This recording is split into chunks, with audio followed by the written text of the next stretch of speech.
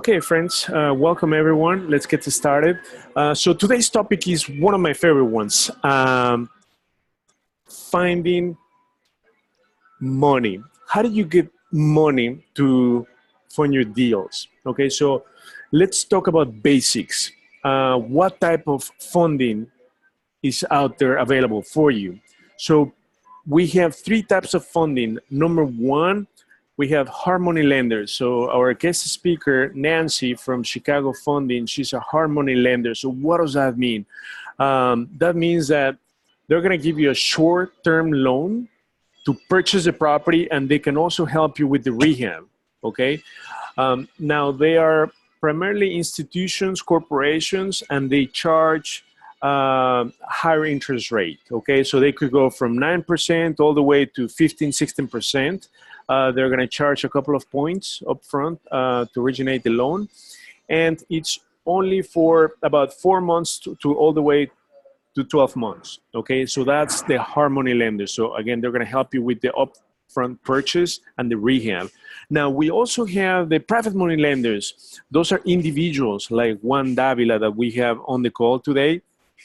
And they are relationship based. Okay, so it's who you know, and you need to build rapport with them. They need to be able to trust you. They need to know your experience before they can lend you money. And again, they're going to be charging about 12% or so, and then a couple of points origination, and they are also short-term loans. They're going to go from 4 months all the way to about a year. But the cool thing about private lenders and hard money lenders is that they are asset-based. So they're going to be looking at the property itself. They want to make sure that the property is self-sufficient, that when you buy the property, rehab, and rent it, that it's going to generate enough cash flow to cover all the expenses and have some excess cash in your pocket, about 20% or so. And then we have conventional lenders. That is where one lawyer comes into the picture, Homebridge Financial Services. So we're going to be working with them on the back end. So what does that mean? That means that when we purchase a property, we're going to be looking at distressed properties. So they may not be in livable condition. They may not have all the utilities turned on. That is why we're going to be using private money lenders or hard money lenders. And then once we do the rehab on the properties, that we're going to and rent the property, then we're going to need to refinance the property. So what that means is we're going to need to pay off the private money lender or the hard money lender with a conventional loan. And that's where one lawyer comes into the picture, okay? So conventional lending is going to have a longer term. So you're going to be looking at 5, 10, 15, 30 years. And the interest rate is going to be a lot lower. So you're going to be looking at 5.5, 6, 7. So it's going to be a lot lower than the hard money lenders, okay? And they're going to ask for more documentation, but the key thing is that you bought a property at a great price, you added value to it, you rehab the property, you put a tenant in there, and now it's cash flowing. So it's going to be very easy to refinance the property. And not only that, but once you refinance the property or pay off the hard money lender or private money lender, you also may have the option to take money out of the equity. So do a cash out when you refinance, and you can use that money to do another deal or do anything else that you want to do in within real estate, ideally. Now, the fourth option that you have for funding is business credit. Business credit is generating cash from your business by applying to business credit cards. That's all it is, okay?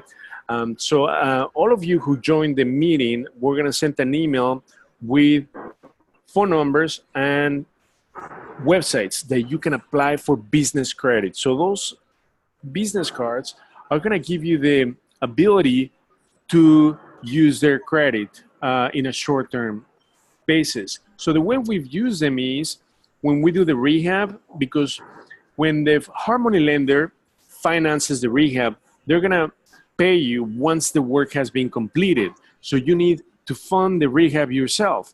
And that's when we've used the credit cards from the business to fund the rehab. And then once the work is done, then we call the Harmony lender and then say, well, the job is done. Now they're going to send an inspector. And then if they see everything looks good, then they're going to release the money to pay you for the rehab. So most Harmony lenders are going to fund up to 90 to 100% of the rehab. So that is a great thing about it. So we're going to go into the basics for you to get funding for your deals. To be able to get funding for your deals, you have to create an entity, okay? So let me show you the 3 types of entities that you can create when you start your real estate business. So you have the S Corp, the C Corp, and the LLC. Now the question is, when do you use each of those entities, okay? So primarily, if you're an individual, one person, then we recommend to use an S Corp.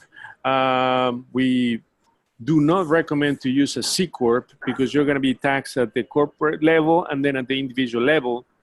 And if you're going to be working with with another partner or more, then we recommend an LLC.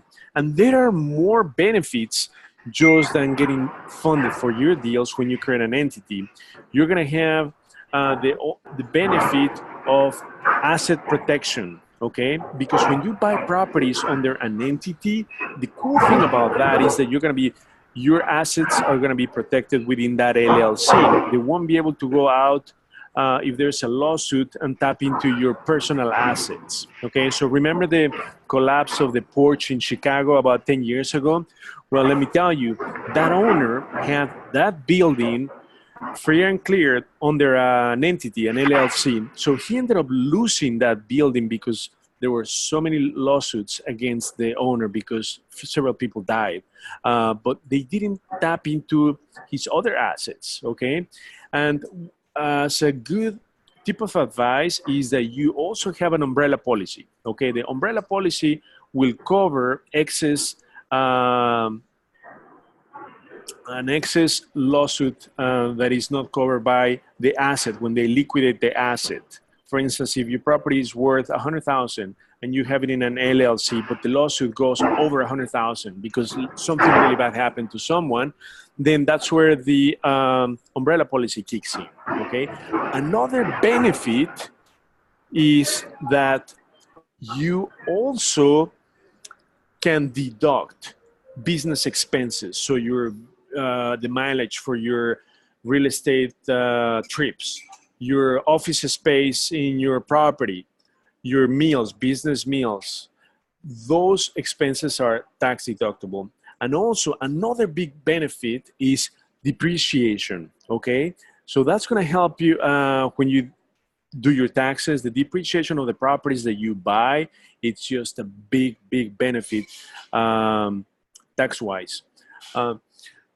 So the question is, why will you get funded when you have an entity? And it's very simple, because when the bank lends money to an individual, let's say John Doe, if John Doe defaults in the payments, then the bank is gonna file a lawsuit against Joe Doe. You know, it's gonna put Joe Doe in pre-foreclosure and then foreclosure, but that process can take up to 2 years, okay?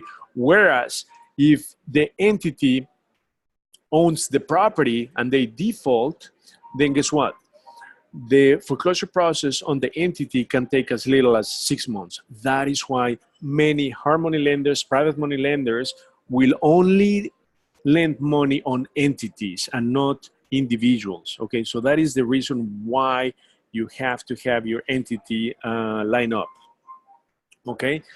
Now, if you have any questions, please post the questions on the chat and we'll cover them as we go along, okay? Now, for instance, if you're gonna be doing flips, the question is, what type of entity are you gonna be using, right? If you're gonna be doing rentals, what type of entity do you use? And not only that, but many people wonder, well, if I buy a property, will I put a property into a single entity or will I put multiple properties into one entity? Let's cover that.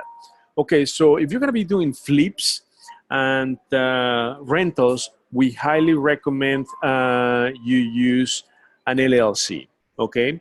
Now the LLC, when you create an LLC, you're going to have two pieces of documentation that you're going to be needing for funding. One of them is going to be the articles of incorporation. So when you register the corporation or have your CPA, and on their preferred partners, we have Andrew Thomas as our preferred CPA.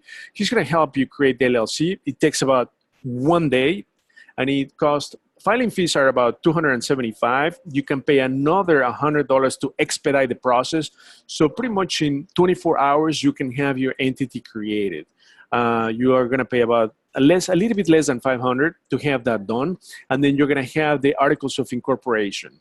Okay. The second document that you're going to have or you're going to need is your operating agreement. Okay. The operating agreement stipulates who the members of the entity are, what their roles are and responsibilities, and how they're going to split the profits, okay, or contributions to the real estate business. That is very simple. And when you request funding, they're going to be asking you for the articles of incorporation and your operating agreement. So when you create the LLC and you use Andrew Thomas, he's going to give you a template for the operating agreement. So you can just modify that. It's very simple. And the same applies for your S Corp.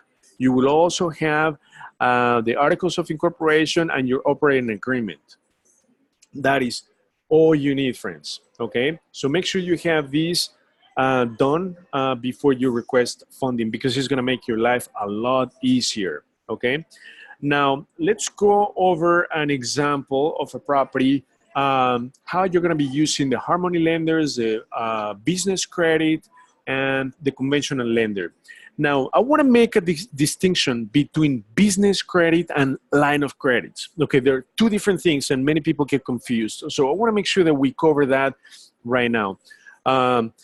So when you have, let's say, $10,000 in the bank, okay, and then you talk to a Harmony lender, let's say you talk to Nancy from Chicago Funding, she can extend a line of credit, and that line of credit is going to be based on your experience, your credit, and also your liquidity. So if you have $10,000 in the bank, she can extend the line of credit 3 to 5 times more of your liquidity. So if you have $10,000, she can give you a line of credit of $30,000 to $50,000 that you can use for purchases. Okay, so that is a line of credit based on your liquidity. Now, a business credit is just a credit card that is under your business name. You're going to be the guarantor on the business credit. But the cool thing, friends, is that it doesn't show in your personal credit. Okay, when you apply for business credit, the first time they will for sure look at your personal credit.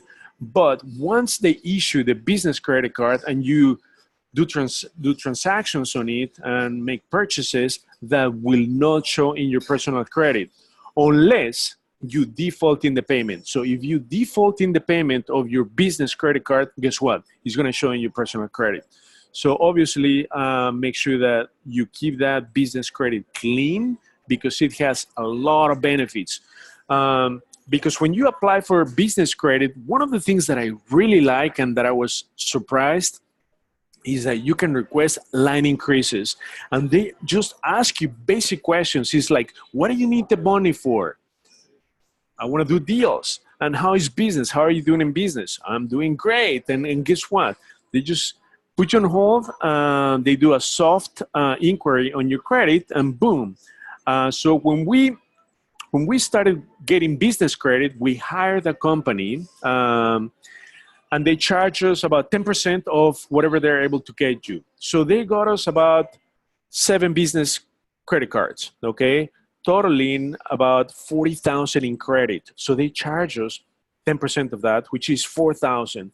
So when I realized that they just applied for credit cards on my behalf or on behalf of my business, I was so upset. I was like, oh my goodness, I could have filled out those applications online and saved $4,000. To me, I felt like a ripoff, right? So that is why, friends, I'm going to give you the phone numbers and the websites so you can go and apply on yourself, and you're going to be saving a ton of money. So friends, we got like 7 credit cards, and now I've been requesting line increases, especially in one credit card. It's by Bank of America, and I got up to 70,000. And then about a month ago, I called them and I said, "Well, are you able to give me a line increase to 150,000?" And they put me on hold for about 10, 15 minutes, and they came back to me and said, "Well, what do you need the money for?" I said, "Well, we're doing enhancements on the software we're using." "And how is business?" I said, "Business is great." So they came back to me and they said, "Well, Mr. Galicia, is that okay if we can only authorize you 120,000? I was like, "Oh, really? Only 120,000? I was like, "Yeah, that's fine, but will that be okay if I call you back in about a month or so and then request another increase?" I said, "Yeah, of course, Mr. Galicia." So obviously hung up, and then I was very excited, right? So 120,000 in credit, and then 24,000 in cash advance, which could be used for a purchase, could be used for a down payment, to fund the rehab, for anything, right? So that's what I love about business credit. It does not show on your personal credit, which is amazing because it doesn't affect your debt to income ratio. It's just like a black box of money that you can use. So make sure that you leverage from it. So I'm gonna give you the numbers and websites that you can apply for business credit, but make sure that you have your entity created. And on the preferred partners, go look for our CPA, Andrew Thomas. He's amazing, because I see him as 3 persons, 3 people in one, okay? He's an accountant, he understands real estate, and he's sort of like an attorney, right? Because he's gonna give you all these operating agreements for free, right? So make sure you use him. He's been amazing to us. And by the way, he does the taxes for the top performers for Chicago REIA. So you're going to be in good hands. So friends, now let's dive into it. Let's go over the example of a property and see how we're going to be able to use hard money lender, private money lender, and then the conventional lender, one lawyer on the back end, okay? So let me go to the next slide. These are the credit cards. So the first one, that is why I put it on top, is the one from Bank of America, and all of you will get a copy of the numbers. So Bank of America, I put it on top. That's the one that we have 120,000. And then the yellow one is Wells Fargo. I put it even upside down because they only gave us 3,000. And so that is why I put it at the top. The rest of them, Capital, Chase, American Express, they were all great. You know, they gave us 15,000 and up. So you're gonna get a copy of that. Now, let's go over the example, right? How you use funding to purchase the property. So this is the subject property in Cicero, shadow inventory owned by the bank. And this is the current condition of the property, or as is when we bought it. So the bathroom is sort of outdated. And this is what we did. So we did the flooring, we changed the appliances, new set of stainless steel appliances. We didn't do anything to the kitchen other than clean up, and then just basic paint. And then we removed the arch that was dividing the living room from the dining room. That's pretty much it. And then the bathroom, we redid the tile, and then we replaced the vanity, and that's pretty much it on the bathroom. And then we did paint, light fixtures. Lighting, I forgot to mention lighting. We removed the light fixtures and we put recessed lighting. That we consider that as a medium to light rehab, okay? When you do flooring, painting, light touch-up on the kitchen, and then bathrooms, that's a light to medium. So we didn't have to touch plumbing. We didn't need to do anything on the roof or the windows. However, we did have to change the electrical panel. So that job costed about $4,000 to do that with a licensed electrician. So that was the only unexpected expense on this property. But other than that, it was very easy rehab. It took about 5 weeks. We did the carpet, and then again in the bedrooms on the second floor, just paint, and that's it. Now let's look at the numbers. Okay, so the purchase price on these 2 bedroom, 1 bath, about 1,000 square feet was $80,000. okay? And then you have to estimate the rehab. So we estimated about 20,000 in rehab. However, it went over. So the rehab was about 25,000. Okay, so but we told the Harmony lender we're going to spend 20,000 on the rehab, and you have to tell them where you're going to spend the money. Okay, so the Harmony lender gave us the money for the purchase price and the rehab. But let me tell you the details. All Harmony lenders and private money lenders they are going to want you to have skin on the game. So they ask you to put a 10% to 15% down, okay?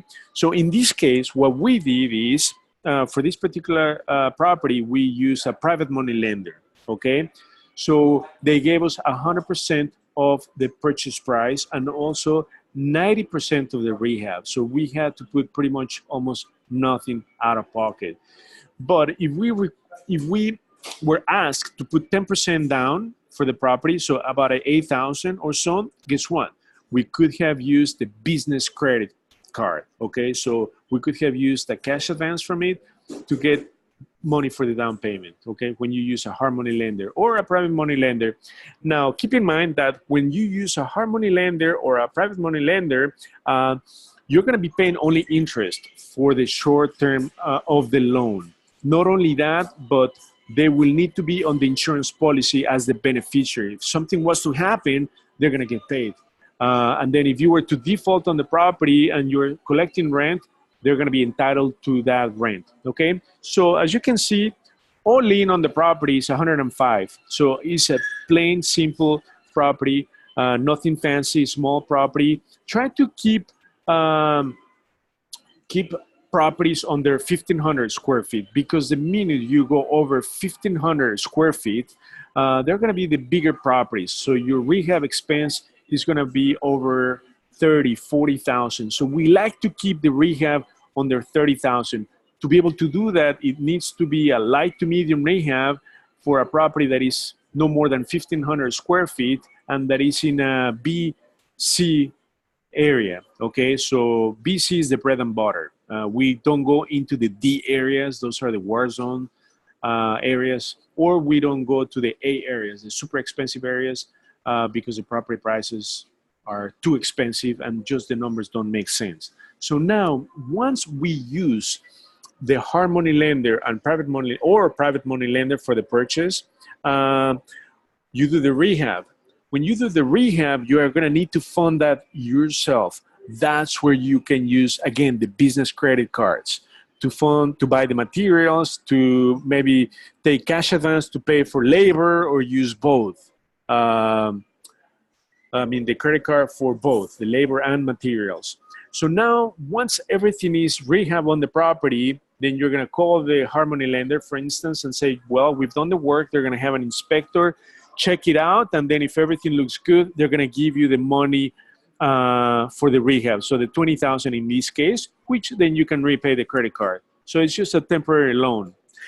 And then once you have everything ready, you're going to rent the property. And at that point, once the property is rented, then you're going to apply for the refinance. That's where One Lawyer comes into the picture, and they're going to sent an appraiser. In this case, the appraisal came at 178. So all in is 105, but it appraised at 178. So when the refinance takes place, they're gonna want you to have equity in the property, at least 25 to 30% that you have to have in the property. So on the refinance, we were able to take out more than what we spent on the property. So we wanted to have 30% equity on the property and do a cash out from the equity. So we cashed out 23,000 on it, and we still have equity of 30%, okay, of the ARV. So in this case, if you think about it, friends, you have leverage from other people's money at this point, because we have not used any money out of our pocket. So we're leveraging 100% from other people's money, which is how you're going to be able to grow. So this is the secret of how you can do more deals without being constrained by conventional lending in this case, because we're going to be working with Homebridge on the back end. Once the property is rehab and rented, then you refinance. So they're going to order an appraisal, and they're going to give you up to 75 or 70% of the ARV. So you have the option just to take out what's necessary to pay off the hard money lender or the private money lender, and then have more equity on the property.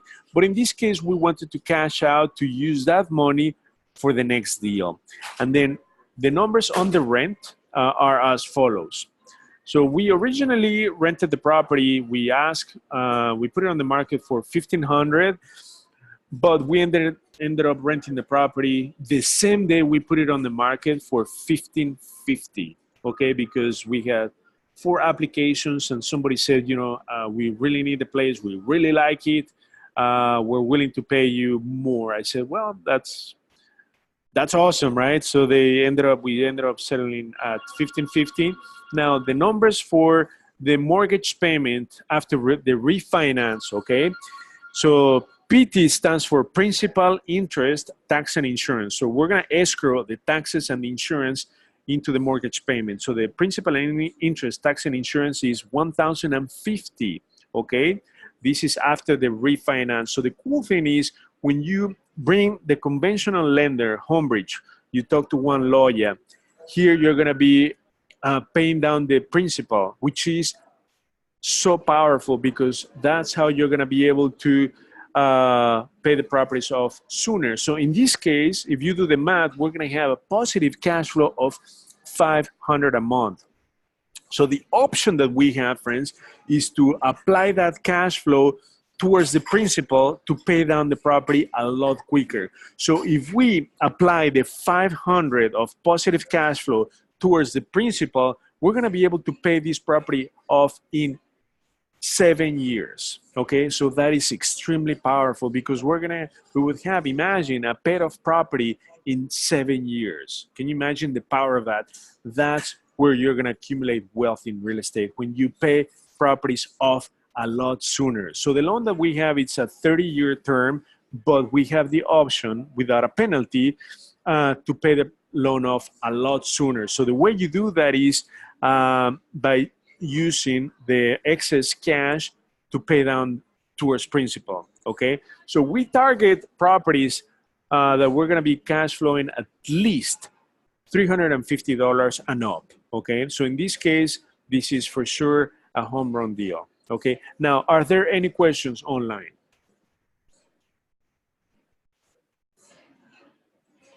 Are there any questions that we can cover? So I wanna make sure that you understand these, because this is the secret sauce of how you're gonna be able to grow your rental portfolio exponentially, okay? Because you're using other people's money, other people's time, and not only that, but you're leveraging from a great deal that you rehab, so that the tenant is paying for that, okay? Because at this point, not only is the tenant paying for your property, but they're giving you extra cash flow that you can use to pay down the property, or you can use these for another deal, okay? Or for your personal use. But we highly recommend to use the excess cash flow to start paying down the property, okay? So that you can really build wealth. And what's really powerful about these, friends, is that as time goes on, guess what? Your net worth, in this case, your net worth is going to increase by the equity, 53,000. So our net worth has increased by 53,000. As time goes on, guess what happens to property values? They go up. So your equity is going to go up, and your net worth is going to go up. Rents are going to go up. Therefore, your cash flow is going to go up. And you're obviously in the mortgage calculations, over time, you're going to be applying more money towards the principal, which will help you pay down the property. Now, we're at a great point to cover the next question. When you buy a property under an entity, how many properties are you going to have in an entity? Or are you going to have one property per entity? So the key thing, friends, is that you're going to have properties on their entity based on the equity, okay? So the rule of thumb is if you hit let's say you have a property in one entity, but you have very little equity in the property. So let's talk about numbers. So you purchase a property for 100,000. Let's assume that the loan is for 90,000 and you put down 10,000. So you can put that in an LLC, but if you buy a second property, again, you purchase it for 100,000, but you have a loan for 90,000. So for those two properties, guess how much equity you only have? You only have 20,000 in equity. So are you going to put them in two separate entities or one entity? The answer is in one entity. Why? Because you don't have enough equity. So imagine that something was to happen in those two properties, okay? And then you're in a lawsuit. So the most you can lose is your equity, which is only 20,000, okay? So that is why it makes sense to put more properties into the same entity because they don't have much equity. However, think about it. Imagine if you have two properties, but both properties are free and clear, so they're paid off. So you have, instead of having 20,000 for those two properties in equity, you have 200,000, okay? So if something was to happen and then you get into a lawsuit, you have a lot to lose, right? So the rule of thumb is $500,000. So once you hit the $500,000 in equity, you have to start taking those properties out into a new LLC, okay? Into a new entity for asset protection, okay? So once you hit $500,000 in equity, then you start moving those into a different entity. So if you have 20 properties with very little equity, you need to have them all in one entity, right?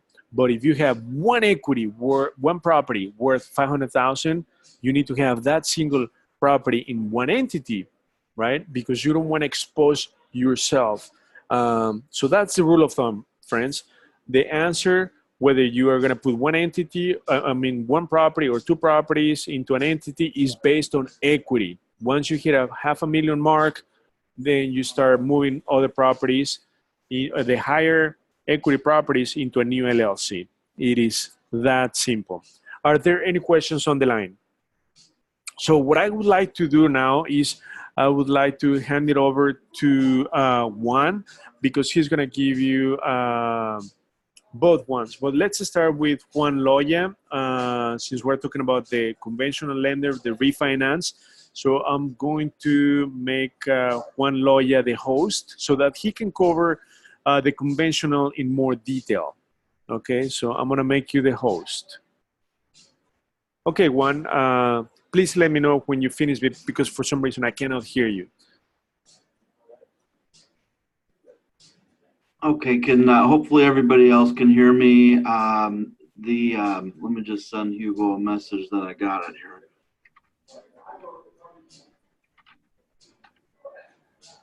Okay, so Hugo gave a fantastic description on really how the financing works in terms of, you know, how to acquire a property, how to fix a property, and, you know, really the end game is to be able to buy, fix, rent, and refinance your property to try to recuperate as much or all of your working capital back out of that home. So traditionally, as a conventional lender or a residential lender, what the agencies will allow you to do, when I say agencies, I refer to Fannie Mae. What Fannie Mae will allow you to do is refinance your property and be able to access up to 75% of the after repair value.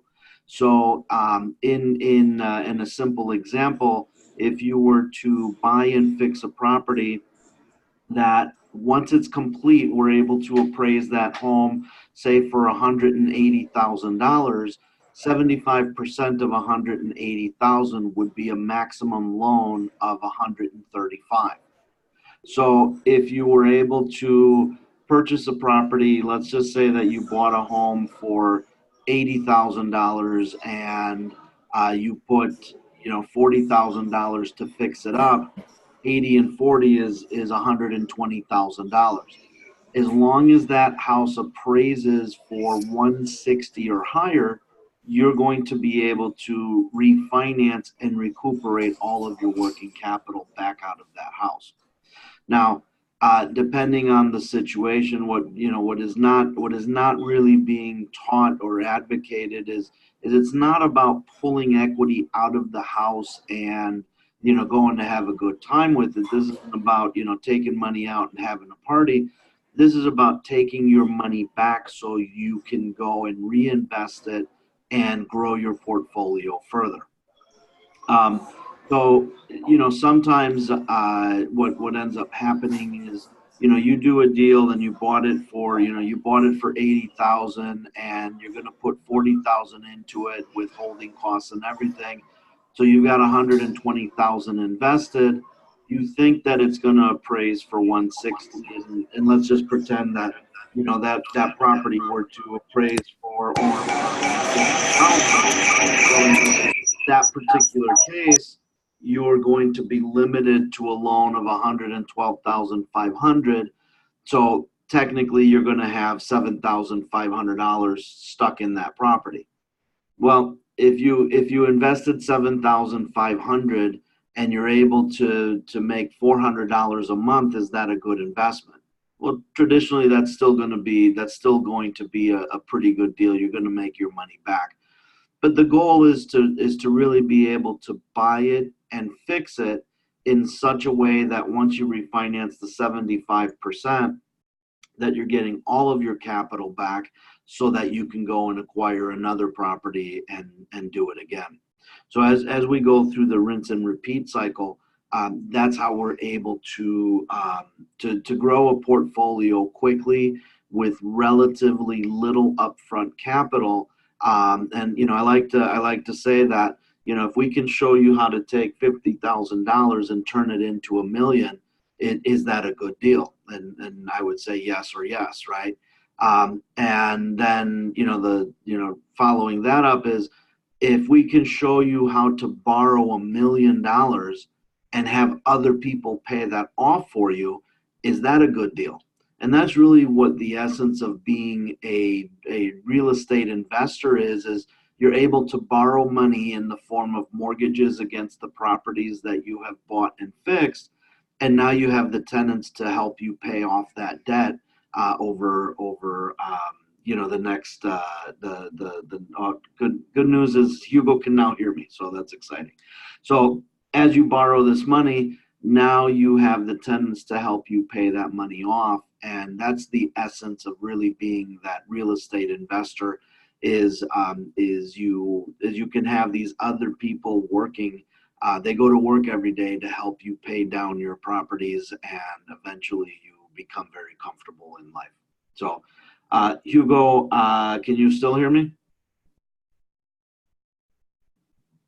Okay, now I can't hear Hugo. So, Hugo, I'm going to turn you back as the host. And, let me see. Hugo, can you hear me?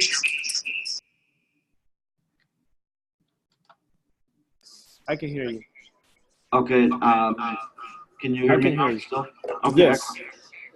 So that's the I'll turn it back to you. And like I said, that's the essence of growing the real estate portfolio using residential loans to do the takeouts, and we can definitely help clients or our members build their portfolios quickly and create massive cash flow.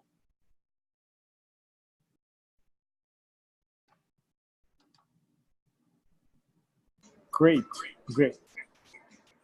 Okay, so now I would like to turn it over to Juan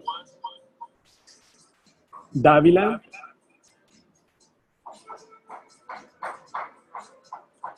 Okay, Davila on mute. Okay, Juan, you are unmuted.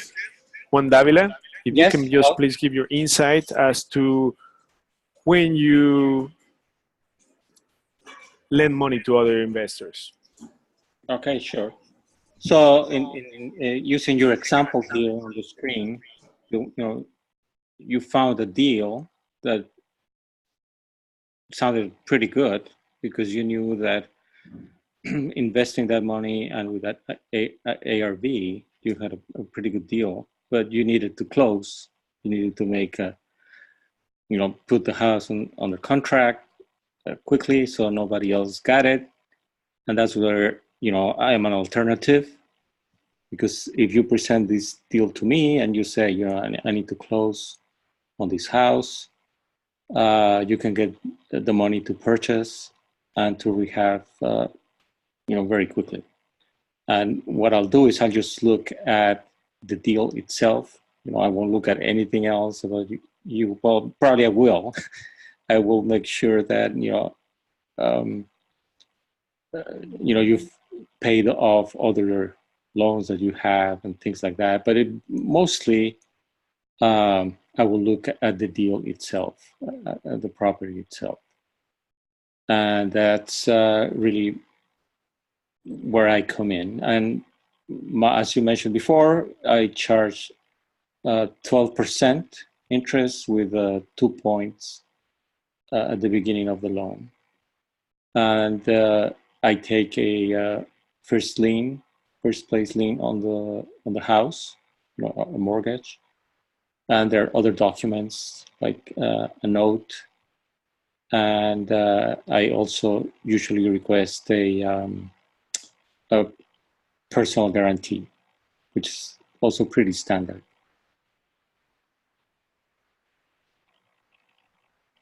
Great. Now, will you partner with the investor one? Yes. So let's say the property is a great flip deal. I will definitely fund the deal, and we usually create a joint venture document where most of the deals I've done is I fund 100% of the deal, the purchase and the rehab, and the other person takes care of the actual rehabbing. So those are the types of partnership that I've done on flips. And then at the end, we split the profits, what's left. And so far, I've done, a few that turned out pretty well. So that's another use of the private money, again, to move quickly on a good deal once you find it.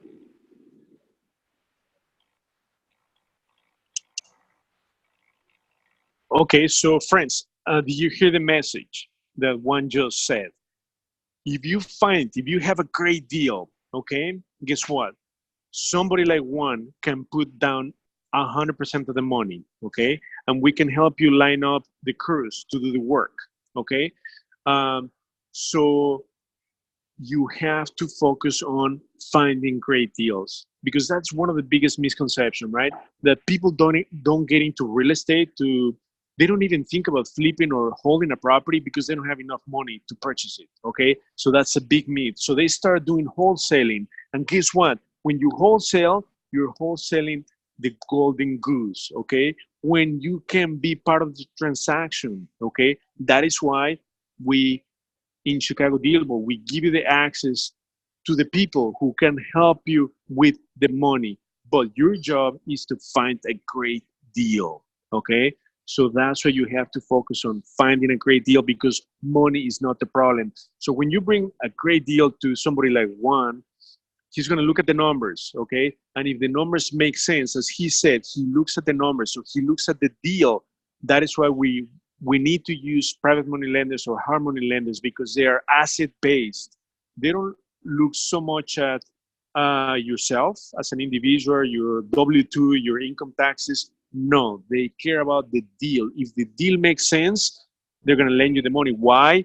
Because their money is secure. They have a first position lien on the deal, okay? If something goes bad, they take over the property, okay? Plus the insurance, they're under the insurance. So their money is 100% secure on a great deal. Therefore, friends, you have to focus your time on the 3% of the activities in real estate that are going to make you money. And those 3 activities are making offers, talking to listing agents, and talking to owners. That's where your money, and that's where you're going to be making money. And that's where most of your time should be spent on. Anything else that you do in real estate will not make you money. It's sort of like overhead. I understand you need to like set up an entity, but get that done right away and start finding great deals in Chicago Deal Vault. Okay, so I'm going to show you how you can get in touch with private money lenders and hard money lenders in Chicago Deal Vault. So I'm going to go back to Chicago Deal Vault. Let me log in so that you can get in touch with one and the private money lenders. So I'm going to show you here on their preferred partners, you're going to find conventional. We have ABC lender. Okay, right here. So for lender, that is Juan Loya. Okay, he's our preferred partner from Homebridge. So you have all his contact information right here. His phone number, email, and website. Okay, so that you can get in touch with them. Now, for hard money lenders, just go up to hard money lenders, and here you're going to be able to find Nancy's contact information, okay, for hard money lenders. Now, for private money lenders, we have a lot of people, okay? So right here on their private money lenders, you can look them up by city, by zip code, by address, even by name. So look how many we have. We have about 4,000. So in this case, let's say I can look up one Davila, okay? Or actually, let me just put in your last name. Okay, boom. So we found one right here. Okay, so he's on four deals. He's lent money on 4 properties. Boom, right here. So it is that simple how you can find private money lenders. But remember, they are relationship based. So you've got to build rapport. You've got to get to know them at a personal level. But we give them to you. So the cool thing about this is that you can, based on where your deals are, you can find them by city, okay? Or by zip code, so that you start building rapport on the areas that you're purchasing properties. So get in touch with private money lenders, because the way to get funding for your deals is get in touch with them and then tell them, would you be interested in making a 12% return on your money? And this is the deal. So the way you present the deal to them in Chicago Deal Vault, once you find the deal, just generate a report, because like what Juan said, okay, he wants you to show the numbers, show everything. So the way you do that is by generating the report right here. Okay, so when you click in this generate report, we are going to give you all the numbers, everything that they're going to be looking at.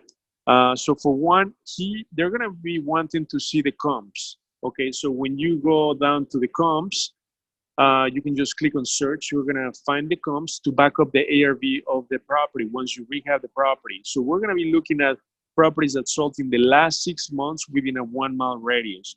So through the system, we can find them.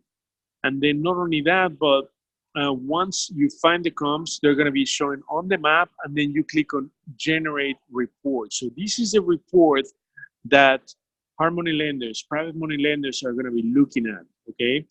So when you analyze the deal, please make sure that you run the numbers for the rental and the flip, because they're going to be looking at these numbers. So all you need to do is plug in the numbers, and all these numbers are going to be showing in your report that you generate. So in this case, we got a bunch of comps. So if I just click on generate report, we'll download the report that's going to be branded to your company name.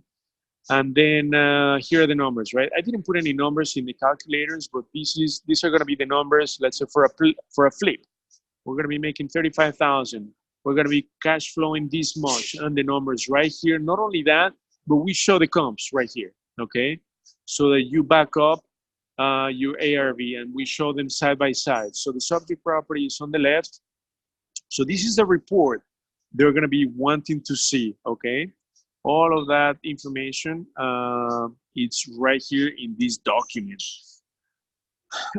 Now, something that we've put together is this, get approval letter, okay? So make sure you fill this questionnaire, because when you fill this questionnaire out, we are going to send these to our preferred Harmony lenders, so that you can get funding for your upfront purchase. And then we're gonna send, they're gonna be reaching out to you, okay? But make sure that you fill this out and that you get in touch with private money lenders as well as Juan Loya from Homebridge to get funding for your deals. Friends, are there any questions on the line?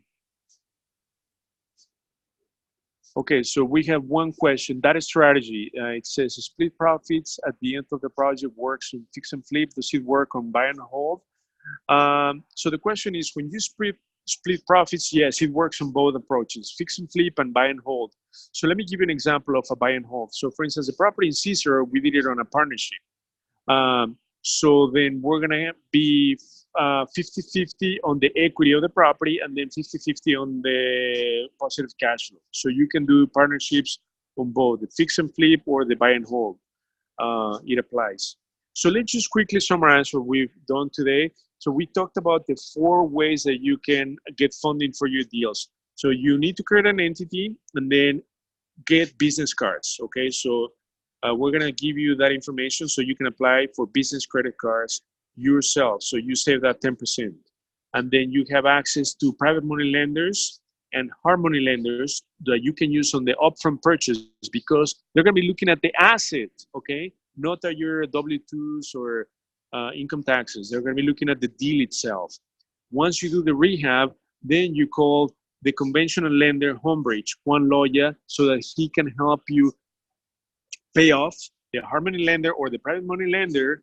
You have the option to cash out or just put it in a longer term, lower interest rate when you do the refinance through Homebridge. And that's going to help you use other people's money, other people's time, okay, so that you can grow your business and create a multi-million-dollar portfolio. Because to be wealthy in real estate, that's what it takes, to have passive income.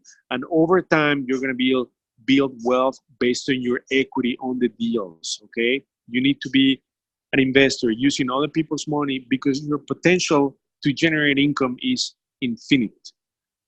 Because the tenants are going to be paying for your property. They're going to be giving you positive cash flow, and you can apply that positive cash flow towards the principal of the conventional loan to pay down the property in less than 10 years. Okay, friends, so are there any other questions before we conclude the webinar? If no further questions, you know how to get in touch with Juan Loya, Nancy, Juan. We have them on the system. So thank you, Juan Davila. Thank you, Juan Loya, for your support, your information. It's been amazing working with you, and thank you for giving another insight to the members of ChicagoDealVault. So friends, thank you for joining tonight, and then I look forward to seeing you next week at our live event. So make sure you come next Tuesday to our live events. So we put a face to each other's name. Not only that, but real estate is a people's business. So please come, meet other people, network, so that you can find potential partners as well. Okay. So thank you everyone for joining tonight. Have a great evening, and we'll send the replay tomorrow. Thank you again, everyone.